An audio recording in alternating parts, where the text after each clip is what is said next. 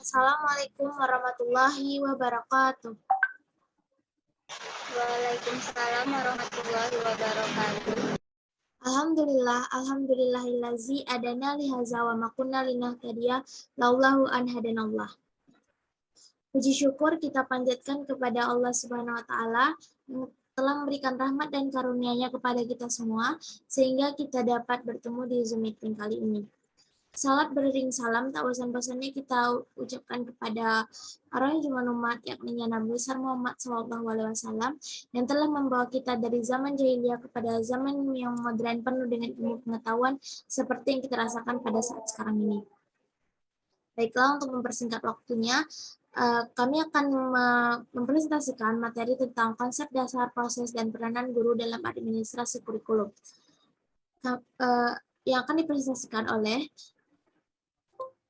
pertama, saya sendiri, Aisyah Meti dengan NIM 21031044. Kemudian Hani Ilmi dengan NIM 21053071. Selanjutnya Rahma Dinda Utami DS dengan NIM 21046077. Sani Ratu Ananda dengan NIM 21053189. Windy Afriana dengan NIM 21033046 dan Wulan Al-Jamisa dengan NIM 21029192. Baiklah, untuk materi pertama yaitu pengertian kurikulum. Secara etimologi, kurikulum berasal dari bahasa Yunani yaitu kurir yang berarti pelari dan kurare yang berarti tempat berpacu. Jadi istilah kurikulum berasal dari dunia olahraga pada zaman Romawi kuno di Yunani yang mengandung pengertian suatu jarak yang harus ditempuh oleh pelari dan garis start sampai garis finish. Dalam perkembangan selanjutnya, istilah kurikulum dipakai dalam dunia pendidikan dan pengajaran, yang dalam konteksnya kurikulum dapat diartikan secara sempit dan luas. Dalam pengertian sempit, kurikulum diartikan sebagai sejumlah mata pelajaran yang diberikan di sekolah, sedangkan dalam pengertian luas, kurikulum adalah semua pengalaman belajar yang diberikan sekolah kepada siswa selama mereka mengikuti pendidikan di sekolah. Dengan pengertian luas ini, berarti usaha sekolah untuk memberikan pengalaman belajar kepada siswa dalam upaya menghasilkan lulusan yang baik secara kuantitatif maupun kualitatif tercakup dalam pengertian kurikulum. Dalam perspektif kebijakan pendidikan nasional, sebagaimana dapat dilihat dalam Undang-Undang Sistem Pendidikan Nasional Nomor 20 Tahun 2003, menyatakan bahwa kurikulum adalah seperangkat rencana dan pengaturan mengenai tujuan, isi, dan bahan pelajaran serta cara yang digunakan sebagai pedoman penyelenggaraan pembelajaran untuk mencapai tujuan pendidikan tertentu. Materi selanjutnya akan dibacakan oleh Hani Ilmi. Kepada Hani Ilmi, dipersilakan.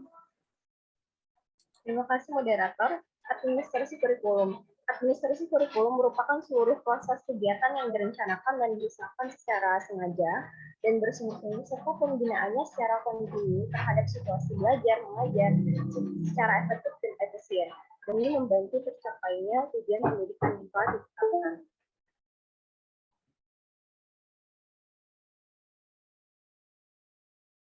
Baiklah, materi selanjutnya akan dibacakan oleh Rahmadinda. Kepada Rahmadinda dipersilakan.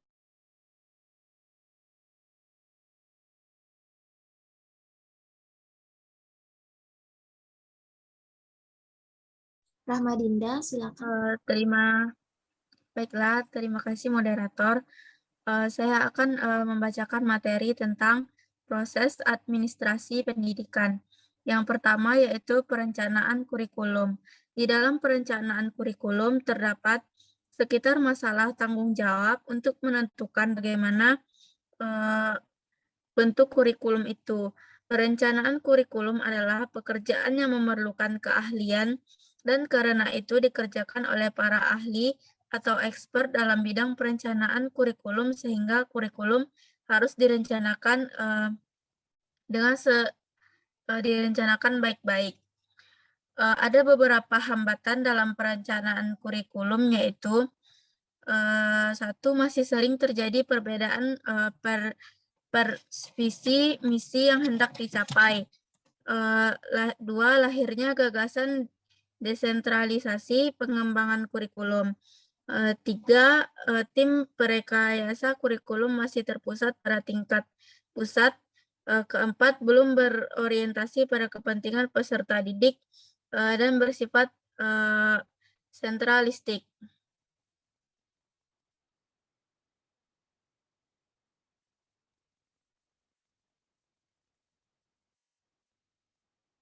Perencanaan kurikulum sebagian besar dilaksanakan oleh Departemen Pendidikan Nasional di tingkat pusat.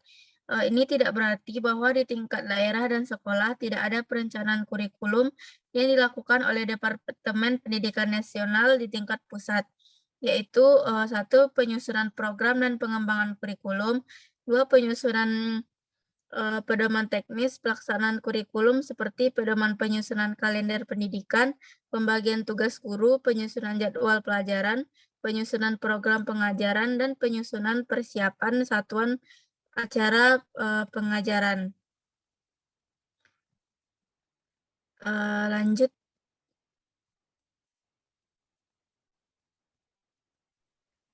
Baiklah, saya akan melanjuti proses administrasi kurikulum, penguasaan atau pengembangan kurikulum.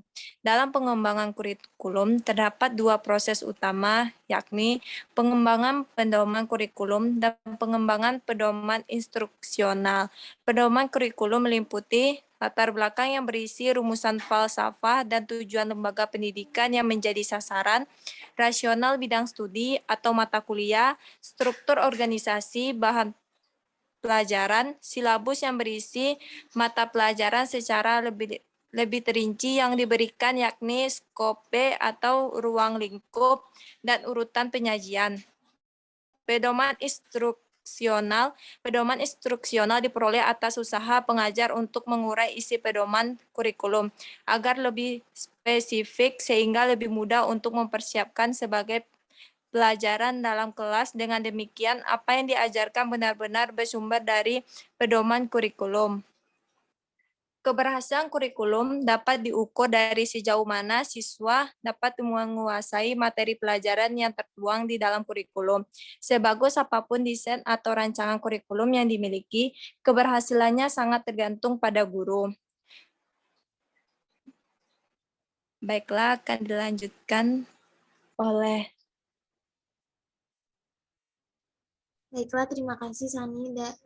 Materi selanjutnya akan dibacakan oleh Winda. Kepada Winda dipersilakan.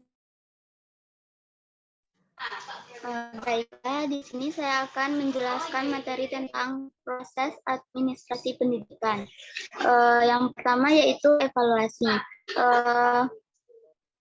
Langkah terakhir dalam pengembangan kurikulum adalah evaluasi.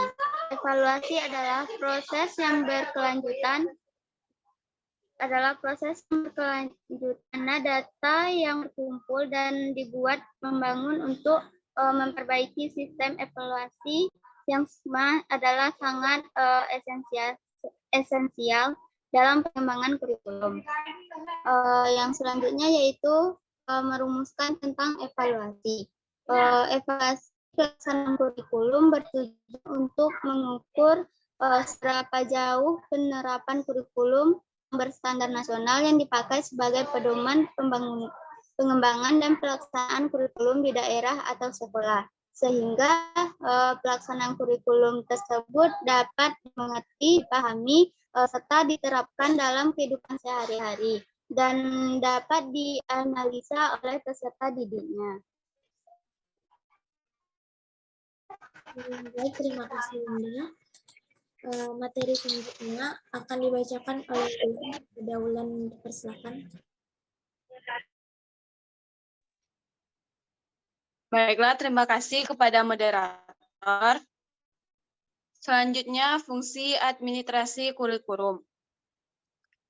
Meningkatkan efisiensi pemanfaatan sumber daya kurikulum, pemberdayaan sumber maupun komponen kurikulum dapat ditingkatkan melalui pengelolaan yang terencana dan efektif. Kedua, meningkatkan keadilan dan kesempatan pada siswa untuk mencapai hasil yang maksimal. Kemampuan yang maksimal dapat dicapai peserta didik tidak hanya melalui kegiatan intrakurikuler, tetapi juga perlu melalui kegiatan ekstrakurikuler yang dikelola secara integritas dalam mencapai tujuan kurikulum. Selanjutnya, meningkatkan relevansi dan efektivitas pembelajaran sesuai dengan kebutuhan peserta didik maupun lingkungan sekitar peserta didik. Kurikulum yang dikelola secara efektif dapat memberikan kesempatan dan hasil yang relevan dengan kebutuhan peserta didik maupun lingkungan sekitar. Ini saya akan melanjutkan tentang fungsi administrasi kurikulum. Ada beberapa fungsi dari administrasi kurikulum, diantaranya yaitu sebagai berikut. Yang pertama yaitu meningkatkan efisiensi pemanfaatan sumber daya kurikulum. Maksudnya di sini adalah pemberdayaan sumber maupun komponen kurikulum dapat ditingkatkan melalui pengelolaan yang terencana dan efektif. Yang kedua yaitu meningkatkan keadilan atau equity dan kesempatan pada siswa untuk mencapai hasil yang maksimal, serta kemampuan yang maksimal dapat dicapai oleh peserta didik tidak hanya melalui kegiatan ekstrakurikuler, tetapi juga melalui kegiatan ekstrakurikuler yang dikelola oleh integritas dalam mencapai tujuan kurikulum. Yang ketiga yaitu meningkatkan relevansi dan aktivitas pembelajaran sesuai dengan kebutuhan peserta didik maupun lingkungan sekitar pada peserta didik. Oleh karena itu, kurikulum yang kita kelola secara efektif dapat memberikan kesempatan dan hasil yang relevan, sehingga kebutuhan peserta didik itu dapat mudah dipahami baik di lingkungan sekitar maupun dimanapun. Yang keempat, yaitu meningkatkan efektivitas kinerja guru. Maksudnya di sini yaitu aktivitas siswa dalam mencapai tujuan pembelajaran, pengelolaan kurikulum yang bersifat profesional, efektif, dan terpadu. Dapat memberikan motivasi pada kinerja guru maupun aktivitas siswa dalam belajar. Yang kelima yaitu meningkatkan efisiensi dan aktivitas proses belajar mengajar. Maksudnya di sini adalah proses pembelajaran selalu dipantau dalam rangka melihat konsistensi antara desain yang telah dirancang dengan pelaksanaan pembelajaran. Dengan demikian, ketidaksesuaian antara desain dengan implementasi dapat dihindarkan. Di samping itu, guru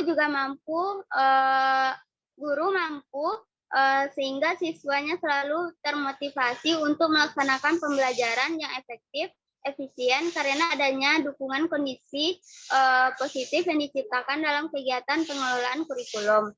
Yang terakhir yaitu meningkatkan partisipasi masyarakat untuk membantu mengembangkan kurikulum. Maksudnya di sini yaitu kurikulum dapat kita kelola secara profesional, akan tetapi akan melibatkan suatu masyarakat khususnya dalam mengisi bahan ajar atau sumber belajar. Perlu juga kita sesuaikan dengan ciri khas dan kebutuhan pembangunan daerah setempat atau sesuai dengan sikap atau karakteristik siswanya. Sekian, terima kasih. Saya kembalikan kepada moderator. Baiklah, terima kasih Winda. Materi selanjutnya akan dibacakan oleh Ulan. Kepada Ulan dipersilakan. Selanjutnya, peran guru dalam administrasi kurikulum. Guru adalah titik sentral suatu kurikulum. Berkat usaha guru, maka timbul kegairahan belajar siswa, sehingga memacu belajar lebih keras untuk mencapai tujuan belajar mengajar yang bersumber dari tujuan kurikulum. Untuk itu, guru perlu memiliki keterampilan dalam mengajar. Di dalam pelaksanaan kurikulum, tugas guru adalah mengkaji kurikulum tersebut melalui kegiatan perseorangan atau kelompok. Dengan demikian, guru dan kepala sekolah memahami kurikulum tersebut sebelum dilaksanakan dalam proses pengembangan kurikulum. Peran guru lebih banyak dalam tataran kelas. Next.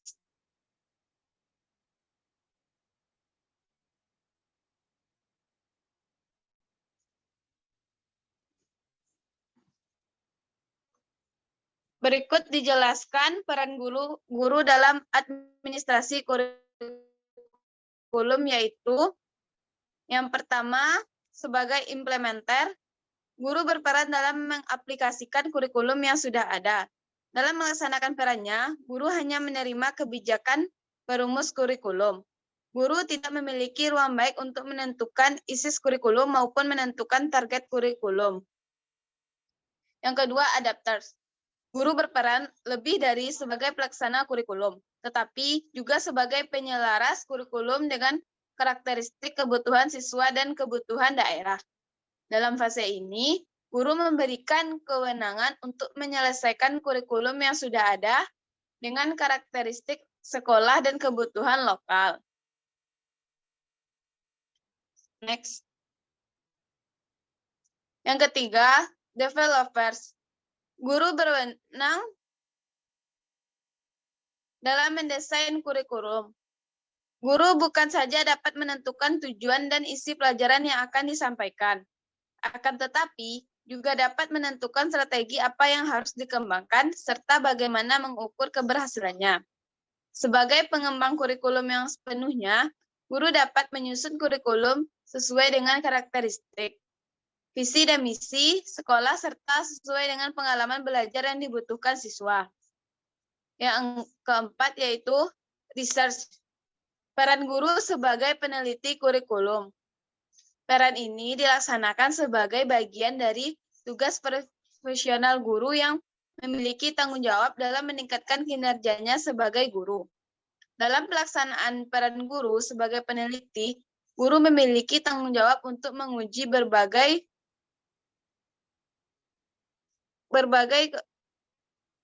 keamanan kurikulum. Baiklah, terima kasih Wulan. Selanjutnya, kesimpulan yang akan dibacakan oleh Rahma. Kepada Rahma dipersilakan.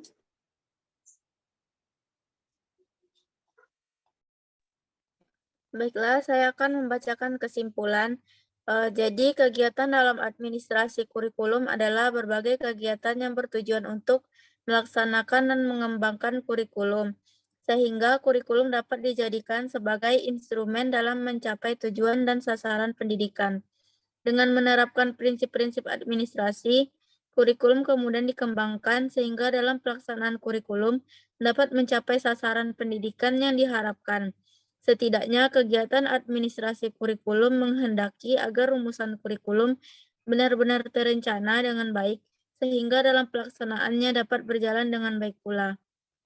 Saya kembalikan kepada moderator.